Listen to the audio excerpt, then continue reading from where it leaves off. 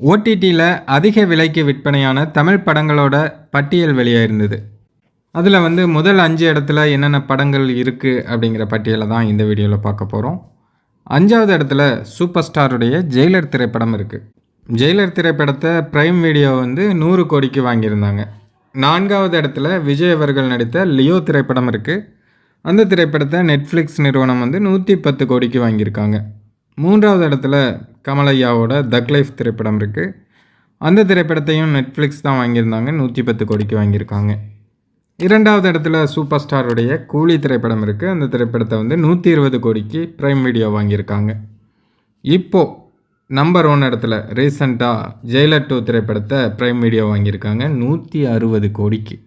கோலிவுட் வரலாற்றிலேயே எந்த படமுமே 160 கோடிக்கு இதுவரையும் விற்பனை ஆகலை. ஜெயிலர் 2 படத்துக்கு ஒரு மிகப்பெரிய எதிர்பார்ப்பு இருக்குது. ஸோ அந்த திரைப்படத்தை பிரைம் வீடியோவில் 160 கோடிக்கு வாங்கியிருக்காங்க. இந்த 5 படங்களில் 3 படம் தலைவரோட படம். ஒரே ஒரு படம் தான் விஜய் படம், அதுவும் 4வது இடத்துல இருக்குது. இப்படி இருக்கும் பட்சத்தில் இவங்க என்னத்தை உச்சம் உச்சம் உச்சம் அப்படின்னு மேடைக்கு மேடை பேசுகிறாங்கன்னு தெரியல. உண்மையிலேயே உச்சம் அது அன்னைக்கிலேருந்து, அதாவது 80களில் ஆரம்பித்தது இன்னைக்கு வரையும் சூப்பர் ஸ்டார் ரஜினிகாந்த் அவர்கள் தான் உச்சத்தில் இருக்காங்க.